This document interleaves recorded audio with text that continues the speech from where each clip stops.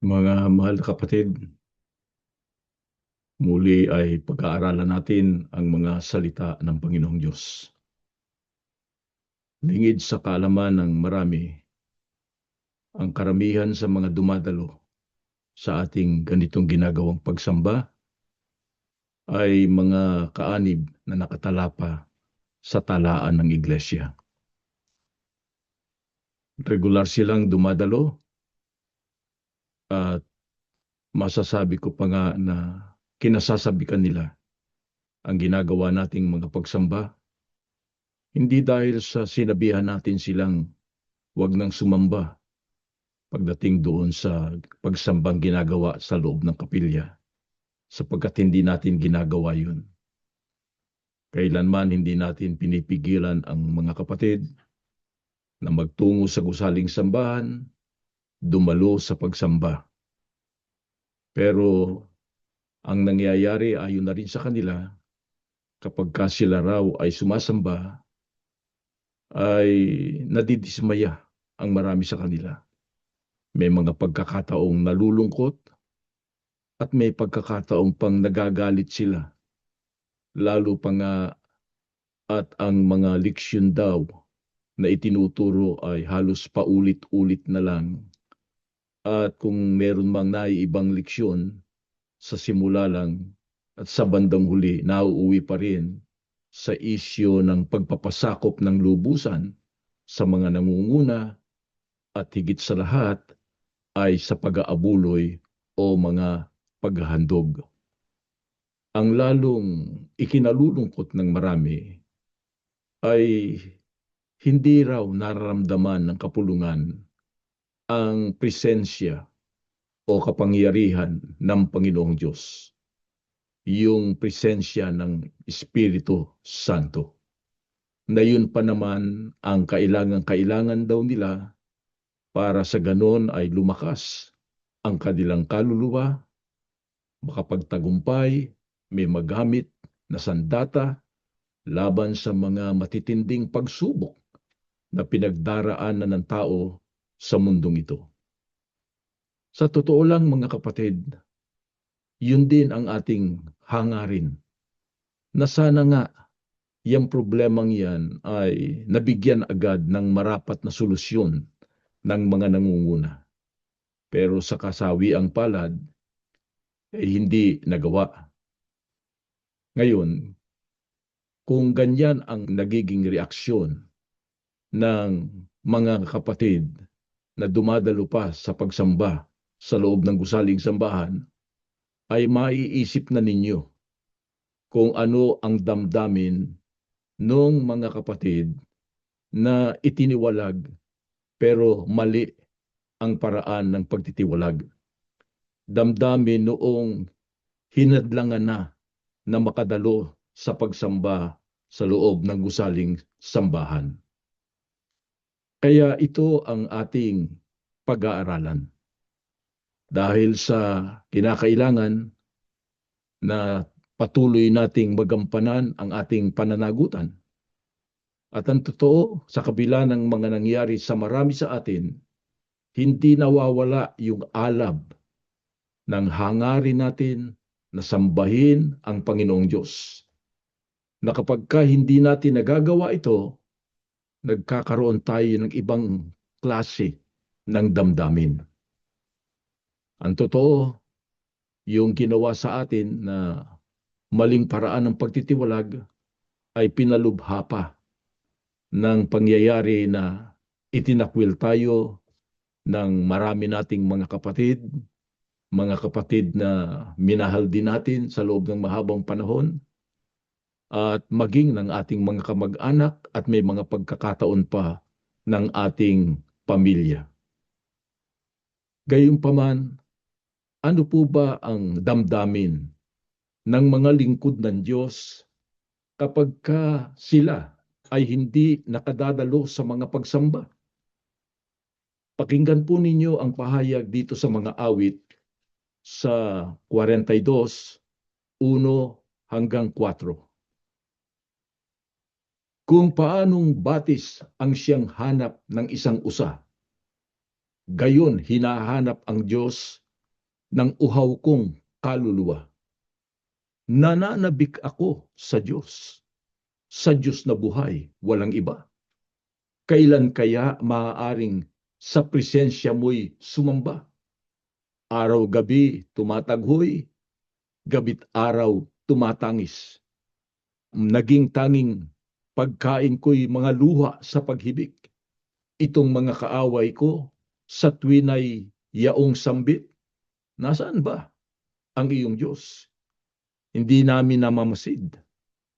Nagdurugo ang puso ko kapag aking naaalala ang lumipas ng kahapong lagi kaming sama-sama papunta sa templo ng Diyos na ako ang nangunguna. Pinupuri namin ang Diyos sa pag-awit na masaya. Itong binasa ko po mga kapatid ay damdamin ng isang lingkod ng Panginoong Diyos. At ito rin ang damdamin na naghahari sa napakarami sa atin. Kung bakit? Sapagkat namimiss din natin. Sabi nga maging tapat tayo, maging honest tayo. Namimiss natin yung ginagawa nating pagsamba nung araw sa loob ng gusaling sambahan. Namimiss natin yung sama-sama tayo kasama ng ating pamilya. At kung meron man tayong mga tungkulin, at alam ko po na ang karamihan sa inyo ay humawak ng mga tungkulin sa iglesia, na inaakay natin, pinagsasabihan natin ang ating mga kapatid na tayo ay dumalo sa pagsamba at huwag magpabaya. At ang totoo, yung kasabikang yun, lalong tumindi noon ngang mangyari sa atin ang maling pagtitiwalag. Noong tayo ay pagbawalan na makasama, pumasok sa loob ng gusaling sambahan. Gayunpaman mga kapatid, sa kabila ng matinding pagsubok na ating naranasan at patuloy na nararanasan, hindi tayo dapat na mawalan ng pag-asa. Sapagkat kung nagtagumpay man ang mga kumakaaway sa atin na mahadlangan tayo sa pagpasok sa loob ng gusaling sambahan, nabigo naman sila. Nahadlangan tayo at alisin sa atin yung banal na karapatan na maglingkod at sumamba sa ating Panginoong Diyos. Yung karapatan na sumunod sa kanyang mga utos. Ngayon, dahil sa napakahalaga ng pagsamba at paglilingkod sa Diyos, ano ngayon ang inaasahan ng Diyos sa mga leader na inilagay niya sa kanyang bayan at maging sa mga magulang na dapat nilang gawin para sa kanilang sambahayan?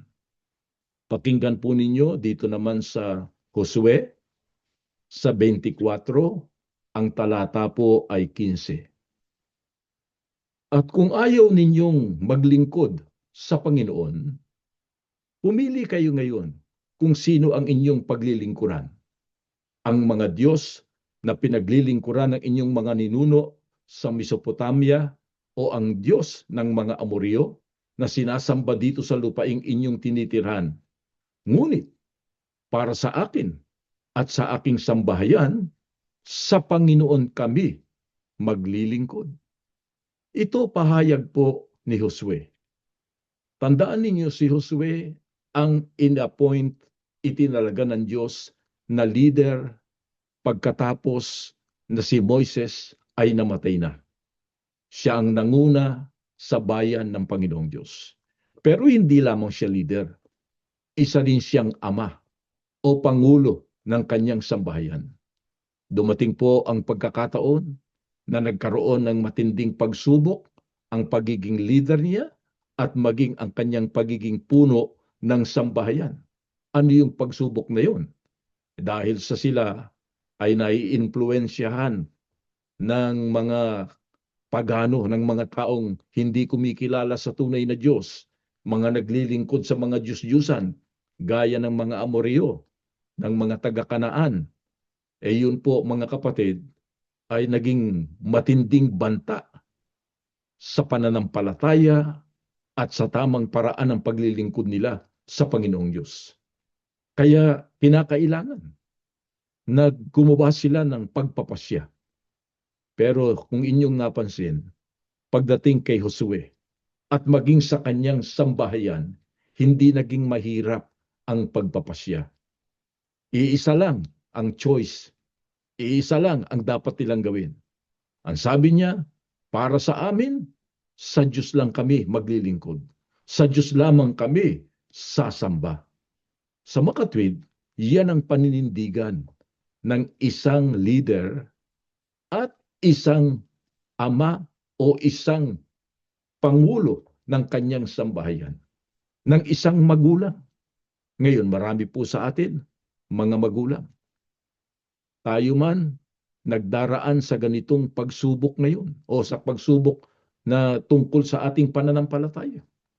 Alam natin mga kapatid na mula nang tayo ay itiniwalag na alam nating maling kaparaanan, marami na ang hindi natin magawa. At ang masakit doon, pati yung ating sambahayan, maging yung mga batang-bata pa na wala pang muwang, kasama sa mga itiniwalag. At dahil dyan, ay nagkaroon sila ng ibang isipan.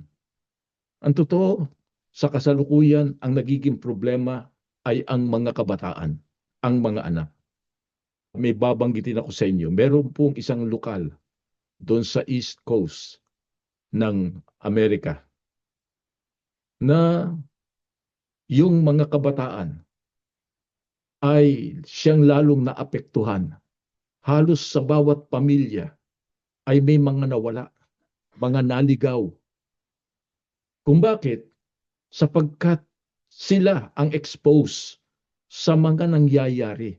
Alam naman natin na ang mga nangyayari ngayon sa mundo, maging sa iglesia, ay hindi na nalilingid.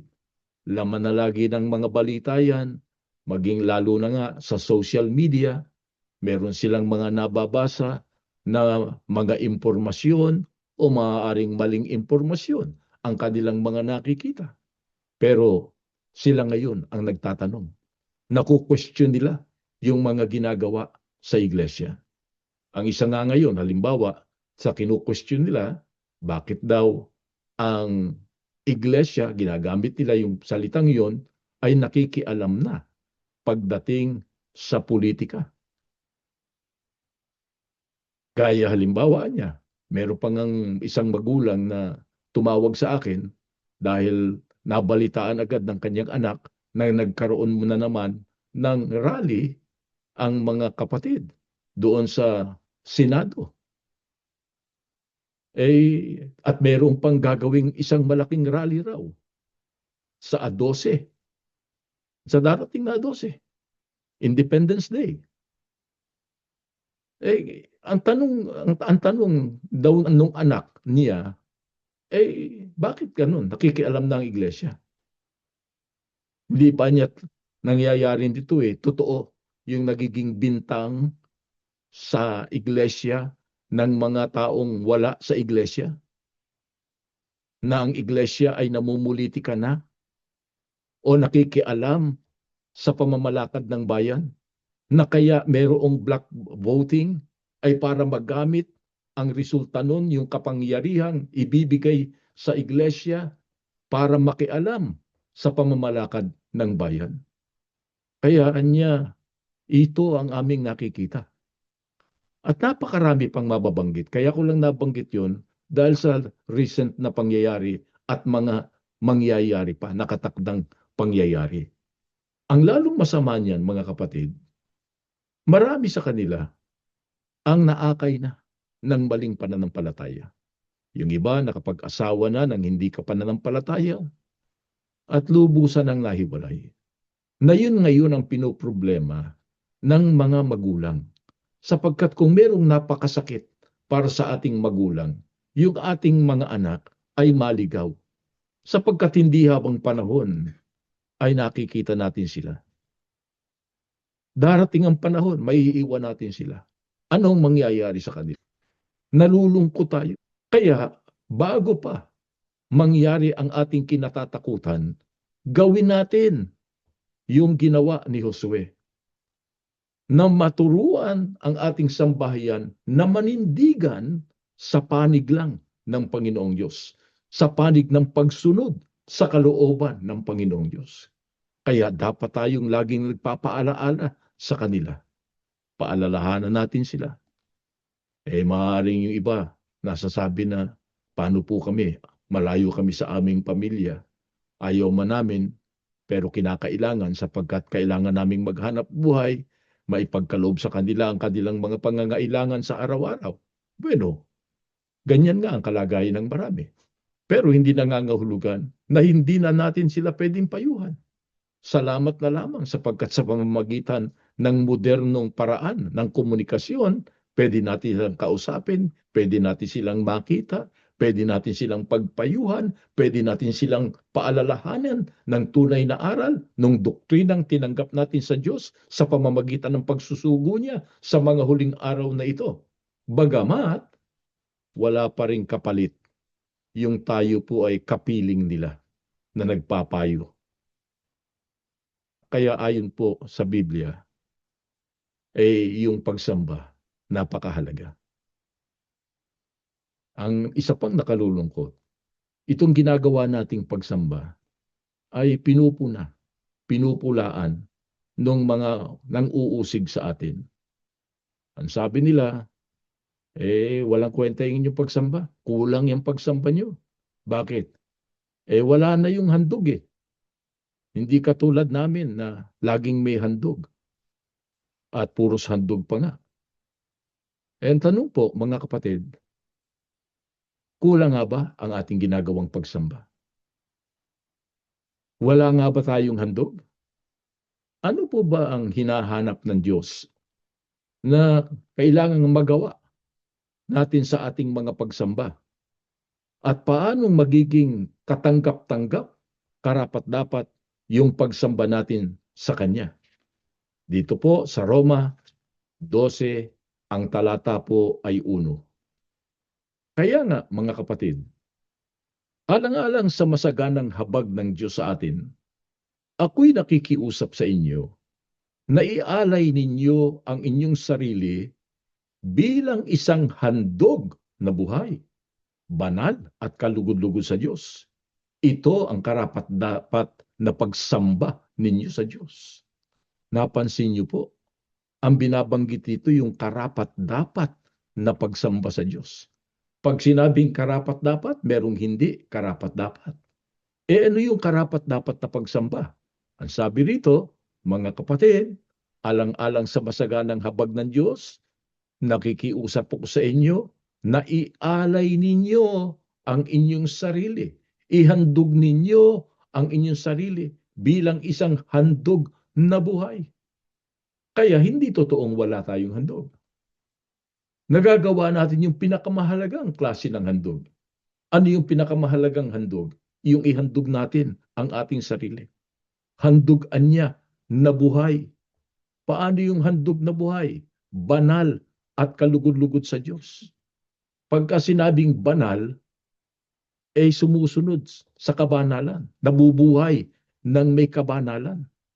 Nabubuhay ng ayon sa aral. Sapagkat merong iba, hindi na nabubuhay ng may kabanalan.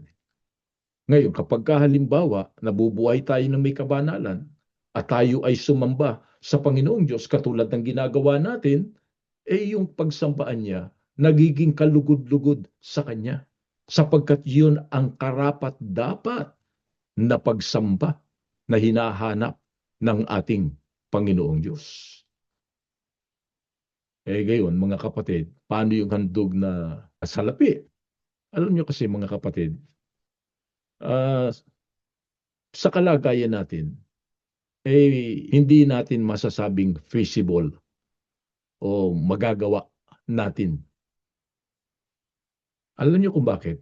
Sapagkat pagdating dun sa utos na mag-abuloy ka, gaya ng salapi, halimbawa, paghandog, merong karugtong yan meron niyang kaagapay na ibang utos kung bakit iniutos yung abuloy. Na yan ay pangunahing ginagamit sa pagtatayo ng gusaling sambahan. Pwede ba tayo magtayo ng gusaling sambahan?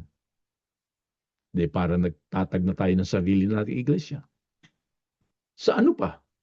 Sa pagmimisyon o pag-aakay ng mga tao para maging kaanib sa iglesia, matanggap yung tunay na pananampalataya. Magagawa ba natin yun?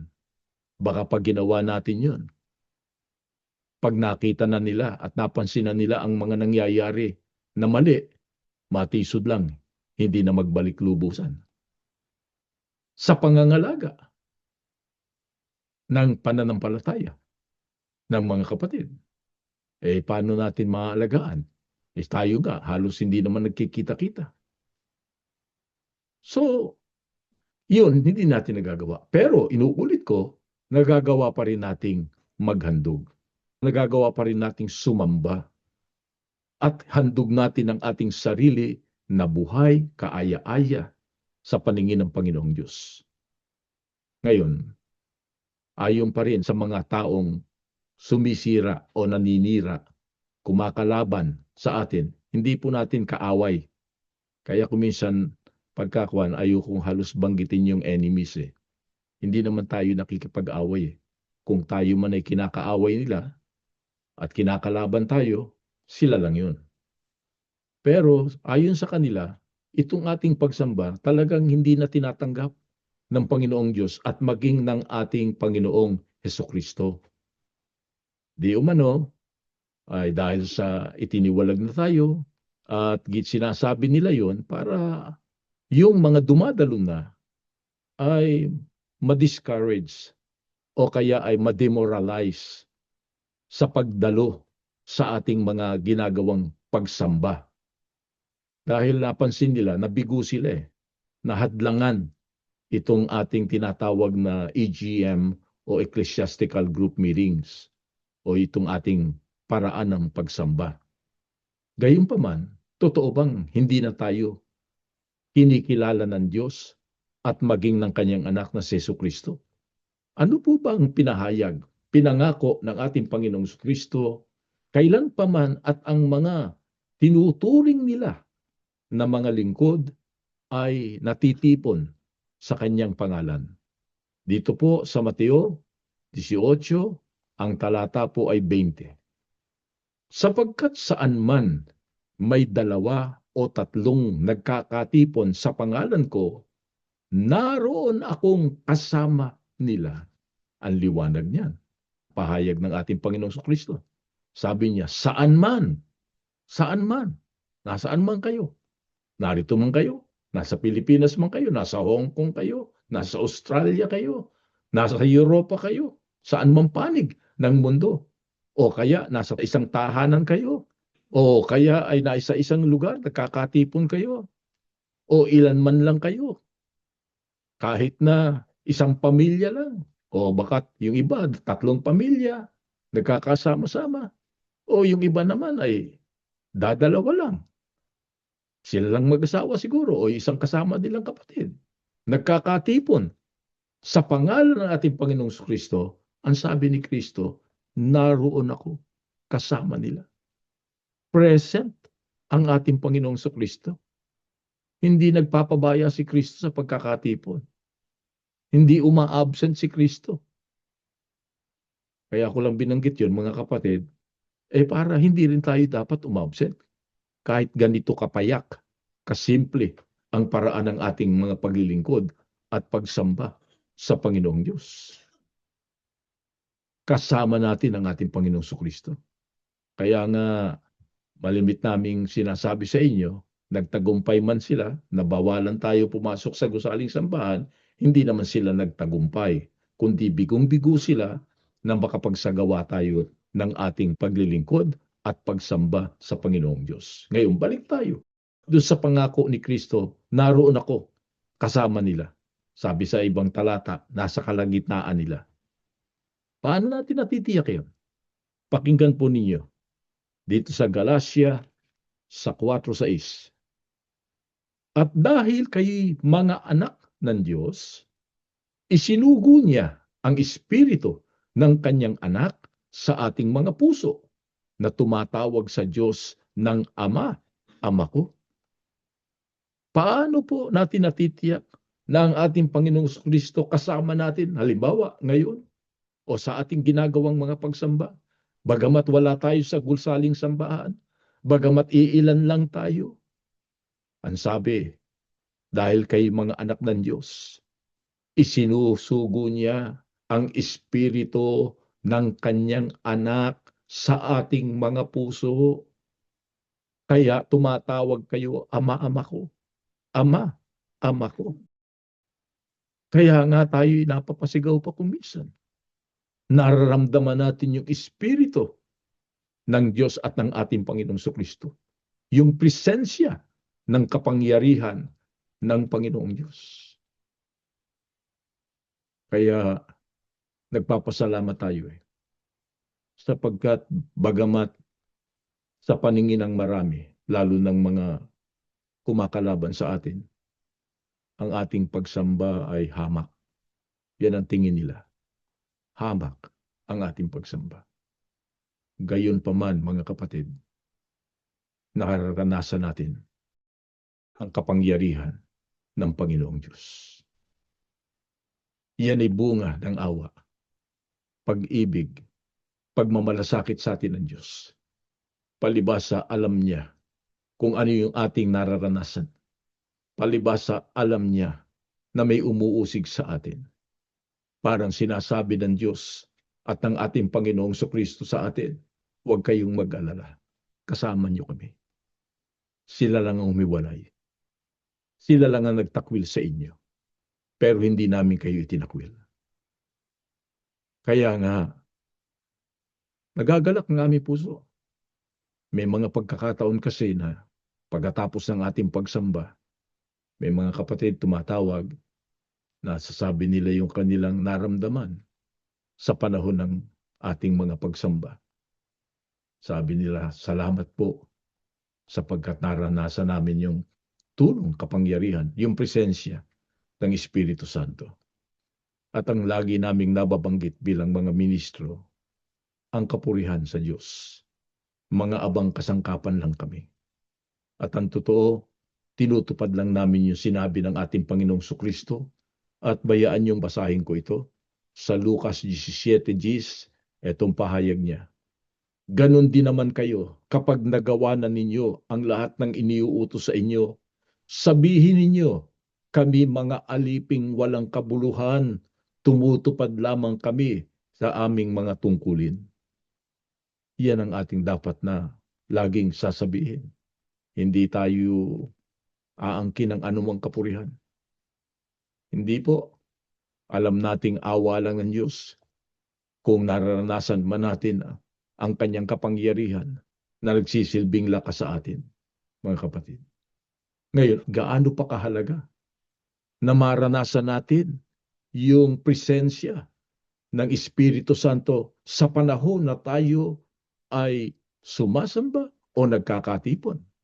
Pakinggan po ninyo dito naman sa Roma, ang talata ay 8:16 hanggang 17.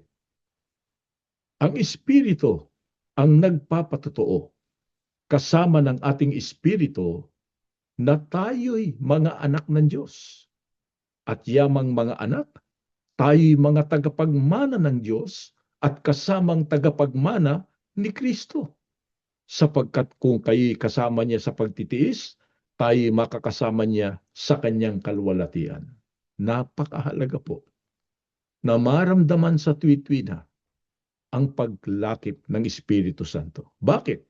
Sapagkat yung Espiritu, kasama ng atin anyang Espiritu, ang nagpapatotoo, nagpapatunay na tayo ay mga anak ng Diyos. Sabi nila, itinakwil na tayo ng Diyos. Hindi totoo yun. Sila ang nagtakwil sa atin. Pero ang Diyos, hindi tayo tinakwil. Bakit? Sapagkat yung Espiritu Santo na ipinararanas sa atin, yun ang patotoo na tayo tinuturing pa niyang mga anak. At anong halaga ng maging anak? Ang sabi rito, yamang mga anak, kayo mga tagapagmana ng Diyos. Kasamang tagapagmana ng ating Panginoong Kristo. Ano yung mamanahin? Yung kaligtasan. Ano sabi ng mga kumakaaway sa atin? Wala na kayong kaligtasan, hindi kayo maliligtas, sapagkat itinakwil na kayo. Hindi rin po totoo yun, sapagkat ang Diyos nagbibigay ng patotoo na tayo nga ang tagapagmana ng kanyang mga pangako. Kaya pagka tayo sumasamba, mga kapatid, gawin nating maayos ang ating pagsamba. Hindi natin dapat na, sabi nga, taken for granted ang pagsamba. Dapat pinagtatalagahan pa rin natin ang ating pagsamba. Inihahandog pa rin natin ang ating sarili sa Diyos. Buhay, kaaya-aya sa kanyang paningin.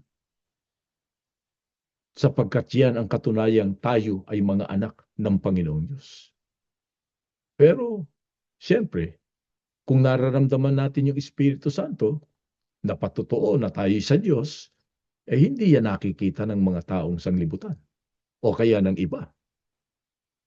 Ang totoo, naalala pa natin nung hindi pa nangyayari itong mga problemang ito, kapag ka nakikita tayo ng mga tao na naglalakad na bihis na, ano po, o kaya sama-sama natin, kasama natin yung pamilya, naglalakad patungo sa kapilya, alam na nila yon. Mga iglesia ni Cristo yan. Mga iglesia ni Cristo yan. Pero ngayon, hindi na nila nakikita din yan. Hindi naman tayo nakakapunta, karamihan pala sa atin, hindi na nakakapunta sa gusaling sambahan. Ano po? Pero, ibig ba sabihin yan, wala nang paraan para sa ganon mapatunayan pa rin natin sa kanila na tayo ay kaanib pa rin sa tunay na iglesia?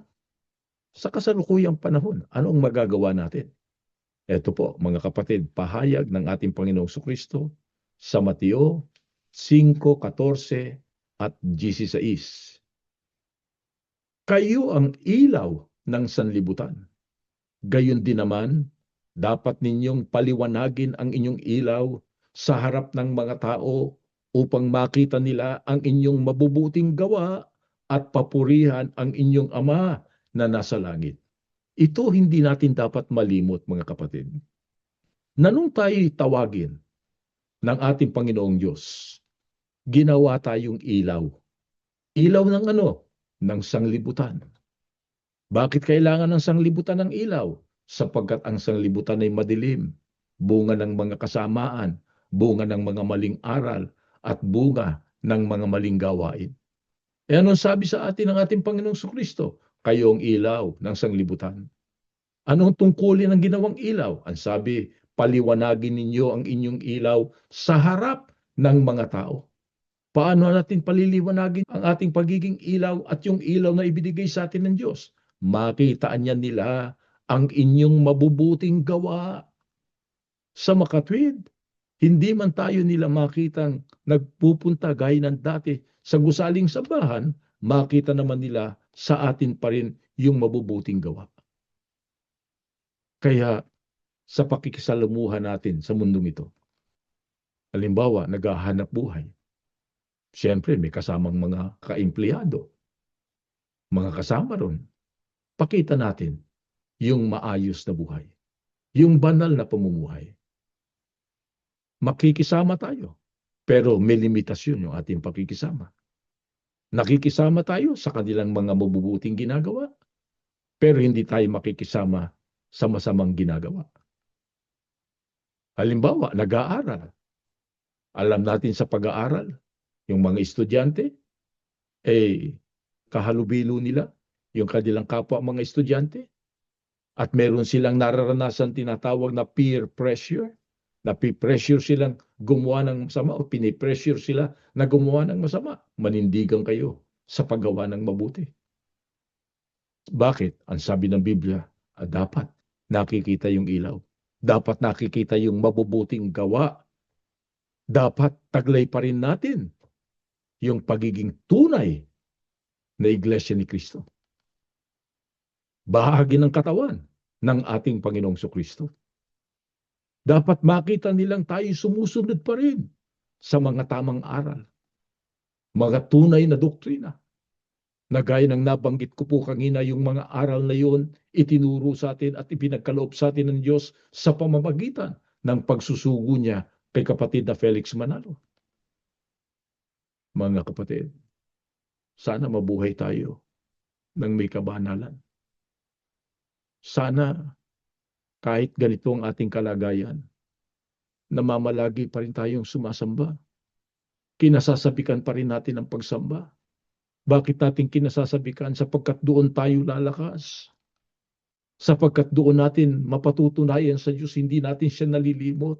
Na sa kabila ng mga suliranin, mga problema at mga kaguluhan pa, o kaya matitinding pagsubok na patuloy na dinaranas ng kanyang bayan, namamalagi tayong tapat na sumusunod at nagtitiwala sa kanyang kapangyarihan at sa kanyang magagawa. Sana mga kapatid, ganun tayong lahat. Hindi tayo bumibitiw sa ating tungkulin. Totoo, kuminsan nakakainip. Di po ba? Ilang taon na. Ilang taon na. Sabi nga, isang dekada na, baka higit pa. Napakaraming hirap. Napakaraming pagsubok. Pero ang patunayan natin sa Diyos, handa pa rin tayo sumamba. Kahit ano pa mangyari sa mundo, sasamba pa rin tayo. Pasalamat tayo at binigyan niya tayo ng ganitong paraan. Pasalamat tayo sapagkat hindi niya tayong nalilimot. At sana lalo tayong maglingkod sa Panginoon. Lalo tayong pagtalagahan ang ating tungkulin sa Kanya. At tayo'y manawagan, makiusap, na huwag tayong iiwang mag-isa. At gaya nga ng nabanggit ko kanina at malimit na nababanggit sa mga magulang, pakiusap natin sa Diyos na lahat ng ating mga mahal sa buhay, lalo na ang ating mga anak, ay maging matatag sa pananampalataya. Kung meron mang ibang naligaw na, nawalan na ng pag-asa, pagpanata pa rin natin. Hilingin natin sa Diyos na, Diyos ko, sana po dumating pa rin ang pagkakataon na sila ay makabalik. Makabig natin sila muli. Dumating ang pagkakataon na ang iglesia ay maayos na.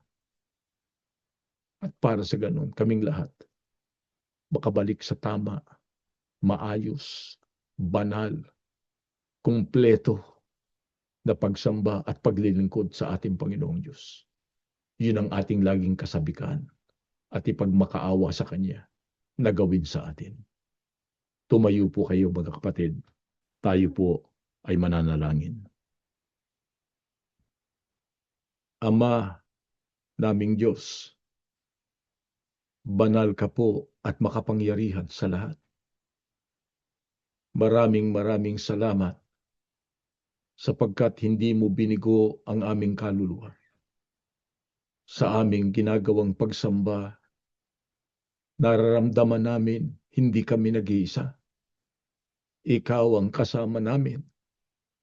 Isinusugo mo ang espiritu ng iyong anak bilang patotoo na kung iniwan man kami ng aming mga mahal sa buhay, ng aming mga kapatid sa pananampalataya, hindi mo naman kami iniiwan. Kung kami man sa tingin ng iba'y kaaway, kami naman sa tingin mo ay mga anak mo, mahal mo, pinagmamalasakitan mo sa araw-araw ng aming buhay.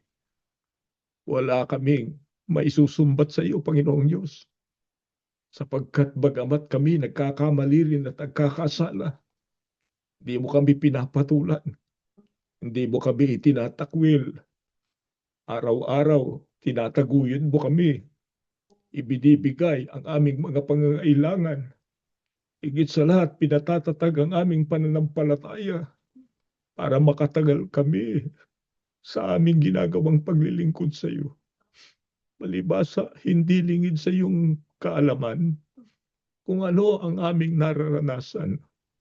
kung ano ang aming nararamdaman pagka nalulungkot kami, pag nasasaktan ang aming damdamin, lalo't naaalala namin ang kasalukuyan naming kalagayan at naiahambing sa dati naming kalagayan. Ama, inaaliw mo ang aming kaluluwa. Yun nga po ang gagawin mo sa amin sa tuwi-tuwina. Patatagin mo kami sa pananampalataya. Kapagka kami halos makabitiw na, pagka halos sumuko na kami, dahil sa mga matitinding pagsubok, alalayan mo kami. Kung hindi ka lalabisan, kung maaari sana, maramdaman namin ang pagyakap mo sa amin. Para patunayang hindi mo kami bibitawan. At kami naman kailanman hindi bibitiw sa iyo. Alalahanin mo, Panginoon, kami sa araw-araw ng aming buhay.